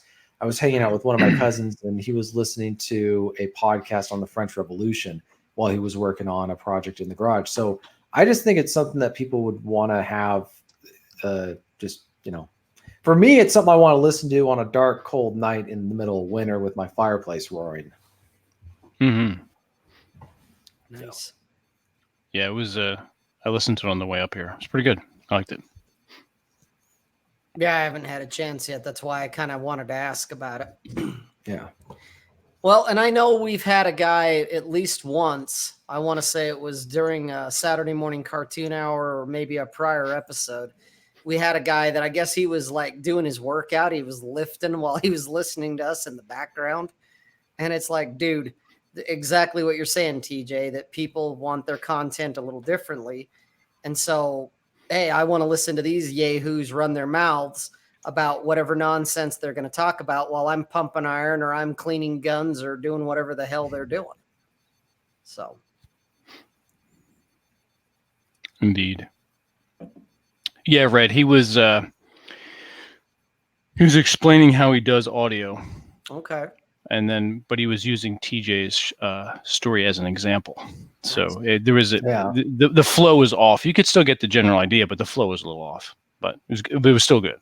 Basically, it's a rough draft. Okay. Yeah, you're seeing him. You're seeing him in process, reading pieces of the work and going back and say, "Oh," and you hear him make a mistake and go back and change it and go back, add it again. So, okay, yeah, fair enough. Yeah. I think that we've seen Sam do that when he sometimes will periscope that stuff when he's doing other narrations. Exactly. The same thing. Yeah. Nice. Yeah. Good stuff. So that's what I'm going to be doing. That's why I'm going to probably write shorter stuff. And also, do we want to talk a little bit about the radio stuff plans, or is that something we want to hold on to? We can mention it briefly. Right. We won't go into too much detail. We're planning a Masculine Geek audio theater, and we're going to start the first one when TJ and Rob and Aaron are down in end of September or October, and that will be released for our Patreon patrons. So nice, RR. That's cool. Yeah, so there's your sneak preview, guys. We've got something in the works that's gonna tickle your ear canals, basically. Yep. So you're gonna like it. We're in the planning stages now. Yep. And we'll do it. The episodes will be, as TJ said, people want short sound bites that they can listen to in the background while they're doing something else or tuning in. But they're short, so it's not a huge time commitment, and they'll probably be around maybe 30 minutes to 45 minutes. Now that I'm in this little guest house overlooking Jack's Valley, I'm going to start doing live videos from the studio. Sam, that's awesome. That's cool. Yeah, that's way awesome. So, Sam, are you going to be? Geez, we're all clearing. We're all coughing and smoker's lung here. No kidding. Yeah. So, Sam, are you going to be doing Rational Mails like some of his blog posts? What are you going to be doing? Yeah. What's the topic? Yeah. What are you going to be narrating?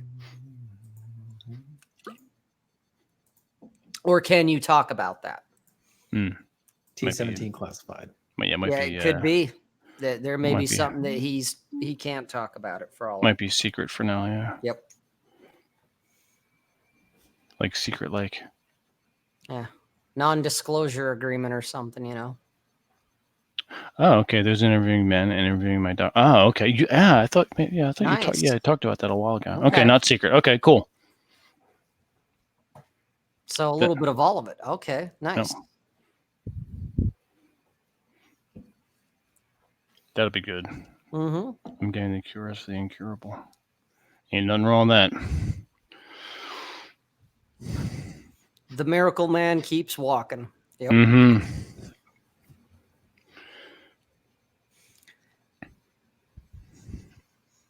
Be right Human back. mad cow disease. Wow.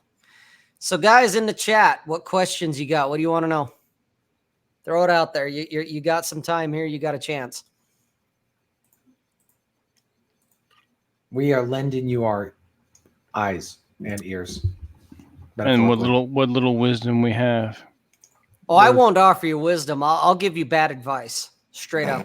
There you go. Do this, you bastard. Let me go get another. Letting go of an old best friend. Do it. Why are you letting him go, Beal? What's up? Give me a little context. If I could learn any skill instantly, what would it be and why? Are we talking about actual real skills? Or are we talking about like anything, including like superpowers, metal drummer? How about the skills to, I don't know.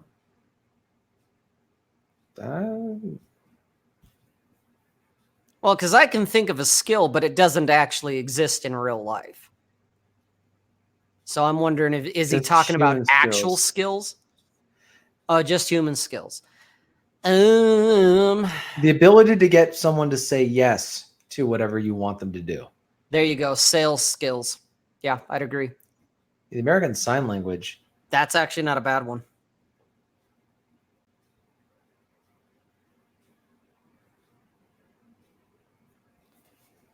So, Beal, what's up with letting go of an old best friend? Give me a little context. Is it crab in the bucket mentality? Are they holding you back? Yeah, that's not. Are they toxic, quote unquote? What's going on with the old best friend? Does he happen to ask the wife's permission to hang out with you? Oh, Christ. Can't, man.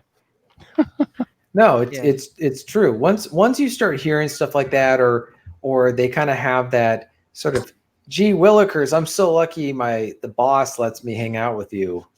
You know, like I've said before, the boss, you better be talking about Bruce Springsteen. What's up with airline food? I don't know. I don't eat airline food. I just get the beer. So what's up with airline food?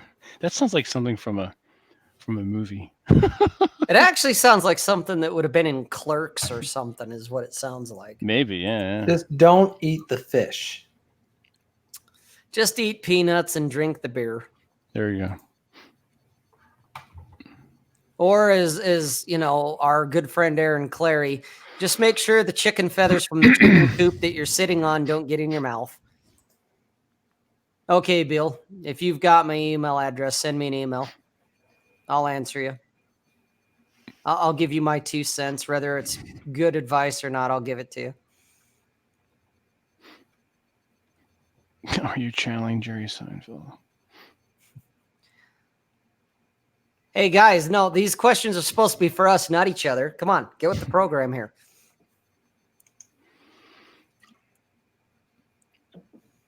Yeah, I agree, Ralstonian Report. That would be something I would want to learn too, sign language.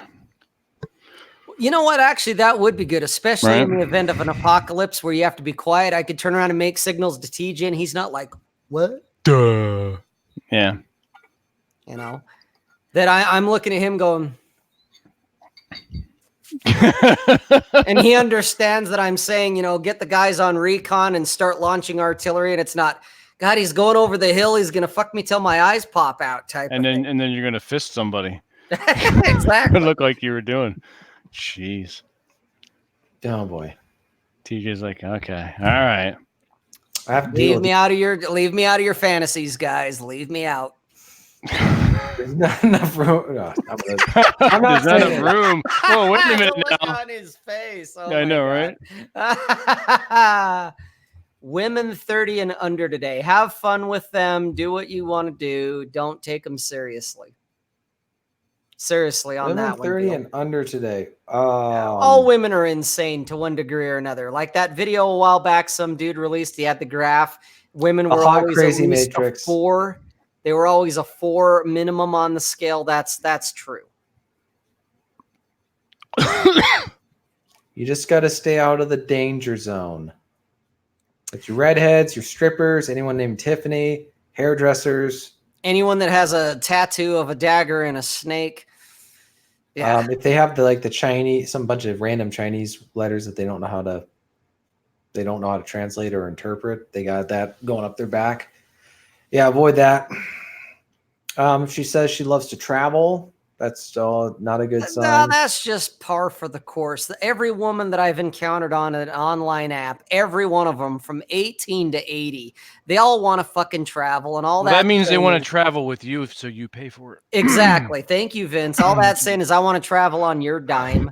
Right. You're But like, great. it doesn't mean that they're going to. So Let's go on a ambitious Lord of the Rings adventure to the kitchen. And you're paying. Yeah, exactly.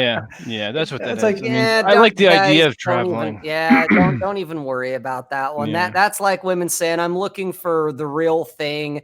I'm looking for my soulmate. It's just fluff. Don't worry about that. We're looking for your soulmate. Oh, good grief. That's what they say. Guys, I'm like the dating app veteran here, okay? I've seen it all. Gotcha. It's all bullshit, so don't worry about it. Oh yeah, traveling in Europe is overrated. Not saying don't do it, but it is. All these women out there, especially the under 30 crowd, all these women, just like on their Instagram, they want you to think that they're these big travel people and they've seen the fucking world. When in fact, Basic the white photos. Girl. Yeah, and they are very basic. They may have traveled a couple places, but that was 5 years ago. When mom and dad took them for their high school graduation or their college graduation. Guys, don't even worry about that shit. You want to know the ones to watch out for is the ones that they have pictures of their dog or their horse. Fur and baby. That's all the picture is the dog Fur or the baby. horse. Yeah, just understand, if she has a fur baby and she calls herself a dog mom or a horse mom, then you need to worry. Well, if you married her, you gotta worry, right? Well, That's where you we're start assuming that these guys aren't getting married tomorrow.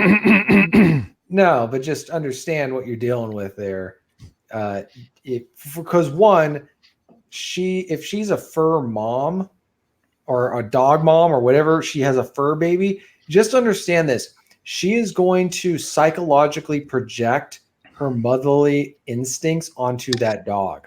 So, and she's always going to treat it like a baby, right? That's why they call it a fur baby. Well, guess what happens when you get frustrated or annoyed or you start to treat the dog like a dog? She's going to see you as an abuser, right? So, you got crazy problems there. And when they get the crazy and they have the crazy emotions, they now need to validate the crazy emotions. And it's almost like she's got a bomb strapped to her, right? And her finger's right on the dial. You back it up as far away as possible. You get out of the blast radius, right? And if you need send some other guy to go tackle her so you can get some distance between yourself and the blast radius, well, we got to do crazy stuff in this world to survive. You do not want to deal with that. Horsies, yeah, you can talk to Mr. Clairmeister, Mr. 5'9", about women with horsies on that. Unless you're from where I'm from, where there's actual agricultural, industrious, rural reasons to have a horse, right? Because I know people who do that, but they actually have legitimate reasons to have a horse. They own property for horses, and the horses do productive, useful things. They're not the ones where they go and just have one that then, sucks their money. They're actually plowing. Oh yeah, this is just getting rid of the shit and feeding them every day. Well, they got huge tracts of land for the horse to roam around. I mean, they live in a rural area. If you live in a rural area, you can do that. So we've been talking about the 30. I think some dude up in Valley Lake, up your region, married a horse. That was Enumclaw, and he did not marry it, and we don't want to talk about it. What country would you go to if it wasn't war-torn or messed up in some big way? Poland. Where I would go, Greenland. Where? Where would you go? No, you. I said Greenland. Oh, Greenland. Yeah. Oh yeah. You know where I couldn't go? I couldn't go to any country in Asia. It's too exotic for me. The weather's too different. I don't mind being the exotic foreigner, but that's a little bit more than I want to tolerate. I'm just trying to think. I wouldn't want to go to any European country at this point. Maybe parts of South America that has those European cities, possibly. I don't know, but I also don't want to live necessarily in South America. So I don't know. I couldn't really see myself leaving the U.S. I would just pick a spot where nobody's there and nobody's going to come there. So maybe that didn't answer the question. No, it did. Hey, Beelbug, I'm reading your thing. Oh, Alaska. Best friend I'd is go to twice Alaska. divorced, 2 kids with one kid with another. High income earner hanging with 29-year-old. Hot thing, won't listen to me. You got to let him burn. Yeah. Some Gotta let people him just burn. need to have to hit bottom and figure it out on their own. Yep. Can't save them, dude. You got to let them burn. What's going to happen is when you interject yourself into stuff like that, especially to someone who's not receptive, you wind up getting fucked over, and the person winds up resenting you. Yep, you become the bad guy. Yeah. The other thing is when people do, this is just a lesson I've learned, not the hard way, but I've just observed. When somebody's self-destructing, they're going to try, they're like a drowning victim. They want to drag as many people down as possible, and you got to step away from that because you don't want to be near them when they go off. Well, here's the thing: if you got a buddy of yours and he's dating, Basic Instinct style crazy, or Fatal Attraction, guess what? You're gonna end up in the sights of Miss Crazy. And just by proxy, you're going to be collateral damage. You're going to be like those civilians who got bombed in World War II because there happened to be a munitions factory right next to you, right? You don't want to live or be near a target like that. And so also they're going to go after you because if you're a buddy of theirs and the girl knows that you're going to call out her crap and convince the guy otherwise, she's going to turn him on you, meaning she's going to convince him that you are the enemy who's trying to destroy the love that you have together because of jealousy and resentment. And she'll just fill this guy's head with paranoid, delusional conspiracies. And the friendship will end. It just will end on a bad, maybe not in this case, but you just got to you kind of got to know when to walk, when you feel the heat coming around the corner. You got to know when to walk away. You got to know when to fold them. Yeah, you got to know when to fold. You got to know when to hold them. Know when to fold them. Know when to walk away. Know when to run. Somebody said, count your money. Somebody said thoughts on buying land like 50 acres. Okay, it depends on where the land is. I was going to say, what the zoning is. Do you need to build a well? Is there a well already there? Is there septic? Are there hookups? Yeah. What's hookups? What are the property taxes? What's the zoning of the property around where you live? So a lot of the idea of owning property, I really would recommend it because it gives you an anchor point from which to base your operations, right? A lot of people like to be the transient where they're working from wherever. I like to have my fortress, like the Fortress of Solitude. You want your fortress with a running water and a toilet. Right. You want something and you want it because I'm near a river. I'm near the hills. I'm near the mountains. I'm near food. Everybody grows. I'm surrounded by agriculture right now, so I don't have to worry about all that other stuff. But what planet do you live on? What planet to live on? I live in the most beautiful part of the Bloody Union. If only some of the people were as equally beautiful, but beside the point. So I mean. The problem is I know people who bought 50 acres in the middle of nowhere and they can't handle it. Can't do anything with it, yeah. Well, there's nobody around. And the other problem is there may be people around. There are people who they're the reason you own guns, right? What kind of podcast do each of you guys listen to? Our own? Well, yeah, we kind of, we're narcissistic that way, I guess. We listen to each other. Mm-hmm. I do listen to TJ. incestual. TJ's actually got some good stuff when he wants to get there. He does. So he does very good stuff. I will listen to Aaron on occasion. I'll listen to the Great One on occasion. He's something else. For me, I got to take him in limited doses, but I'll listen to him on occasion. Honestly, I like to be entertained. Not that I don't mind being educated, not that I don't mind learning new things, all that kind of stuff. So I'll listen to anything where they'll have like little 5-minute snippets on, hey, did you know this? And that's always kind of fun. But mostly I want to be entertained. So I'll try and find things that maybe are like comedic in value, little short stories. I'm trying to think of one of the ones I'm listening to right now, and I'm totally drawing a blank right now. But it all kind of depends on what you want. There's some I've heard that, what's his name? Not Joe Rogan, even though Joe Rogan's not bad. The other guy, the one guy, he was on with Aaron and he was on with Rich Cooper. Shit. Help me out here, guys. He's the one that he got divorce raped back in the day. He was Terrence Popp. Thank you. There it is. Oh, yeah. Terrence Popp. Redonkulous. Yeah, redonkulous. He's the originator of herpagonosyphilades. There you go. Yeah, he's fun to listen to on occasion. Mm-hmm. But that's kind of me. I don't have a lot of time when you start creating your own stuff, when you're doing things like this.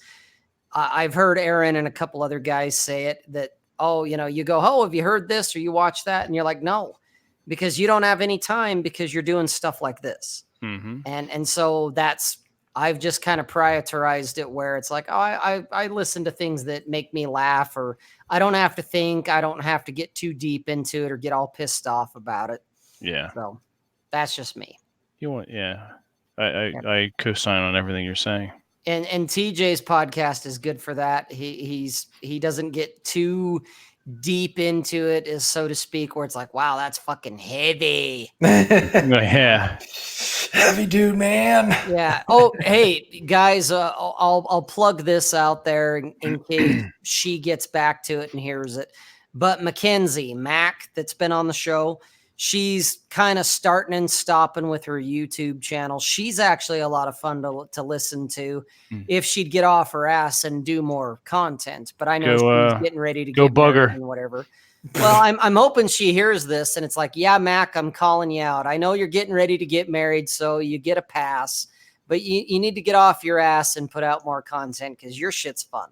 Get off your ass. That's right. Damn it. All right. What else, guys? What else you want to know? Yeah. It's coming up on the 2-hour mark. So if you have some questions or something you want to talk about really quick, get them in now. Yeah, like what Red just said. Hit the like, hit the subscribe if you haven't already done so. Thinking of that. What are we at? 22 and 4. All right, we're doing good. Oh, good. Excellent. Thank you, Red. It's a pleasure to have you guys in the chat. Absolutely. We you guys are lit. We enjoy hanging out with everybody. How do you guys deal with any negative comments on your channel? Just ignore them, block them? Well, I'll let Vince. It depends. If it really depends on the constructive criticism or lack of. If someone's coming on being a dick, they get blocked and deleted because I don't have time for that. I don't want that on my channel, our channel. We don't want that in our feed. If you have something constructive to say, like, hey, you know what, you guys should. I like this, but could you do that? Or I have a suggestion for you. If you're just coming on to troll and be an asshole, you're gone. So, well, hope you feel better, Bull Rush. That sucks. Yeah, no kidding. I hear the Matrix is making a comeback. Yeah, well, unfortunately, the Lebowski brothers are not going to be able to make it because they don't exist anymore. Yeah.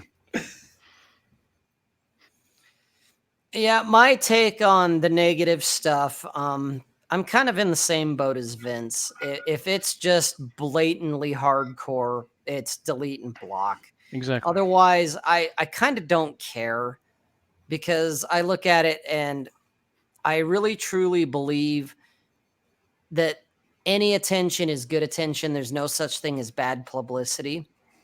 And so haters are going to hate. People are going to piss and moan because they don't agree with whatever.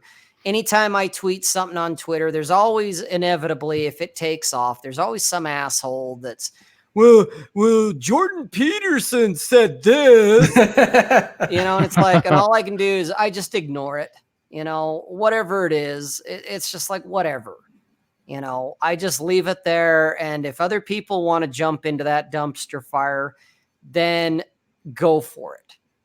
You jump in the dumpster fire. My lack of attention should tell you everything you need to know. That, oh, did Rob respond to that? Nope. Well, then now you know what Rob thinks about it. Rob does not give a fuck. Exactly. And so I leave it. And I agree with you, Bull Rush. I can't stand stupid, unfunny trolls too.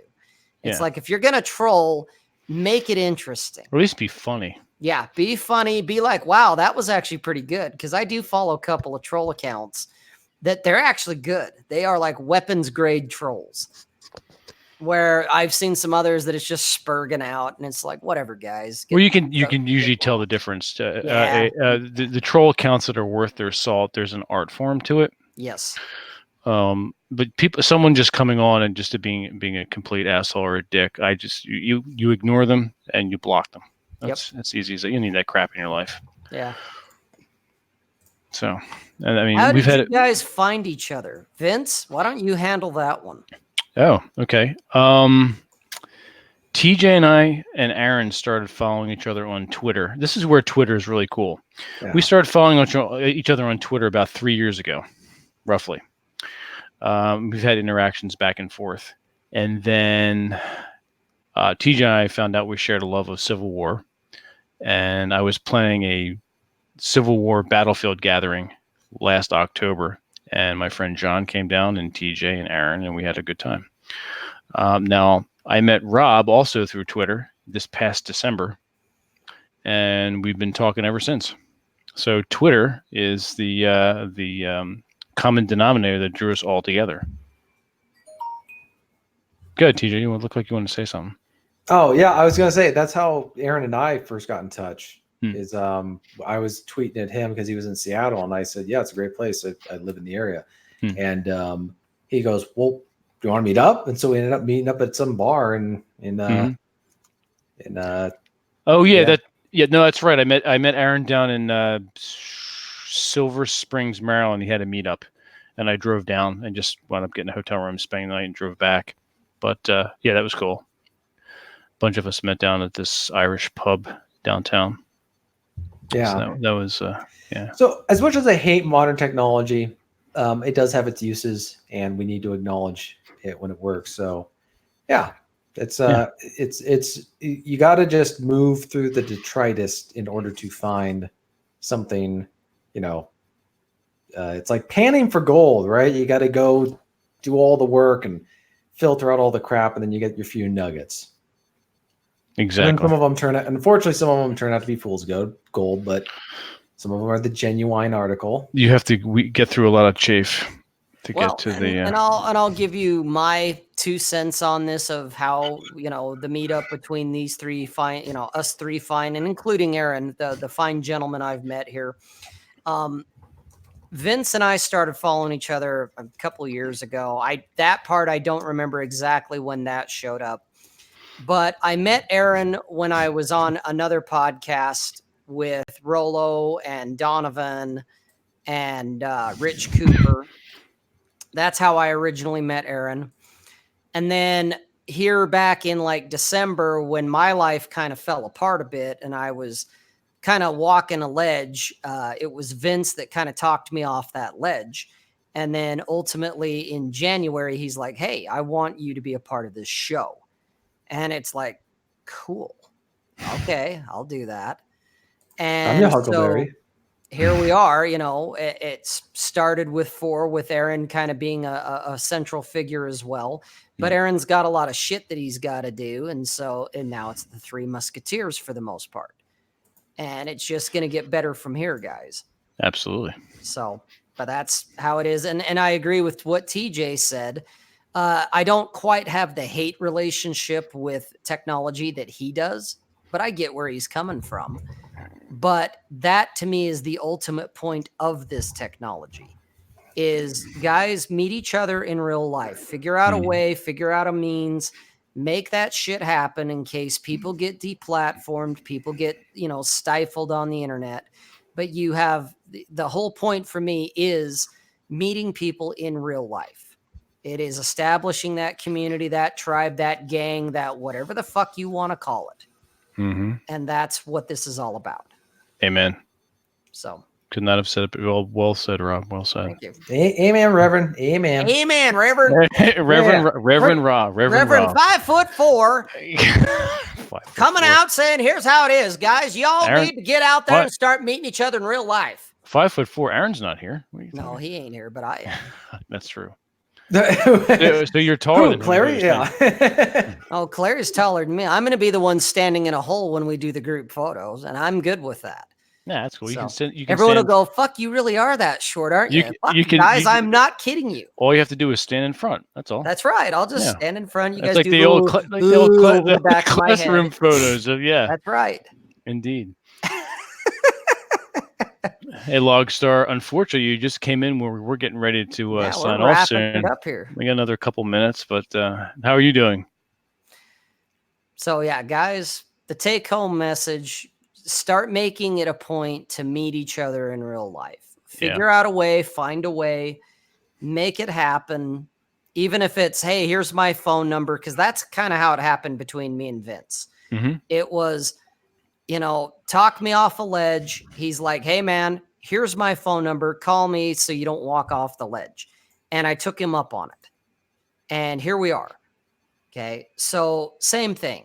The guys that you're dealing with online, whether it's in the channel or it's, you're dealing with them on Twitter, you look at him and you go, hey, he seems all right. He seems legit.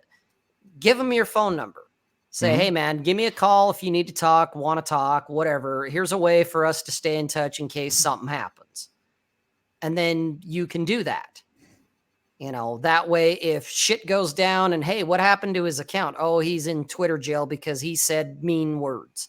Or, oh, he's got guns in the background and somebody panicked. And so now the channel's gone. You still have a way of getting in touch. Kind of like, hey, did you sign up for the newsletter, guys? Yeah, that's right. Yeah, good. Sign up for the newsletter. See? Good, Rob. Let everyone know again. Good. Okay, guys, go to masculinegeek.com. Up in the right-hand corner, there is a sign up for the newsletter option. Sign up for the newsletter.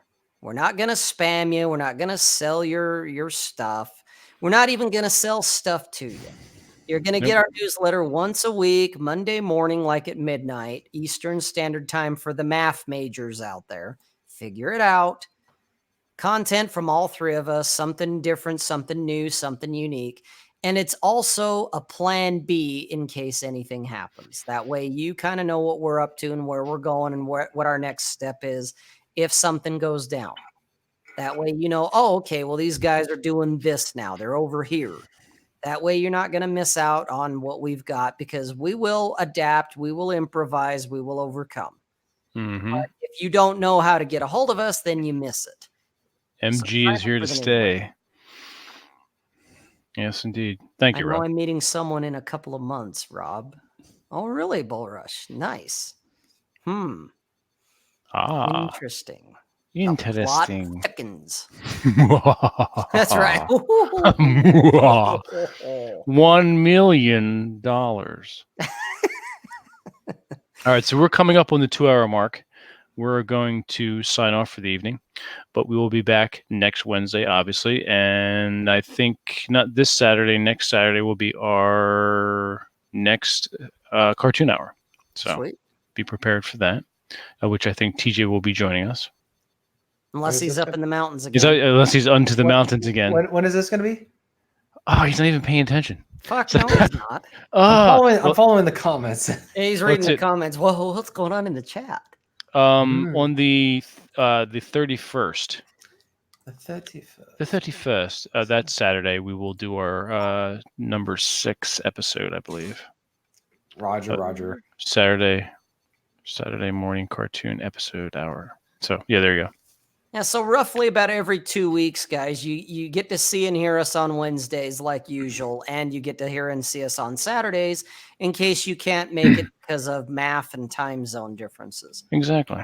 So Excellent. Thank you, Brian. Sign up. You'll enjoy it. It's a fun good read. time. It's It a fun is. read. All right. So with that, you know what? We're not going to plug ourselves tonight. These guys know. They Everyone knows what to do with our where to information. go. Just go to Masculine Geek. You'll find all the links. Anyway, Yep. everyone, it's been great fun. I've enjoyed this evening in Providence broadcasting, and I've enjoyed everyone our talk in the chat, and obviously hanging out with TJ and Rob and everyone here. So until next Wednesday, everyone, keep the fires burning, keep moving forward, and we'll talk to you soon.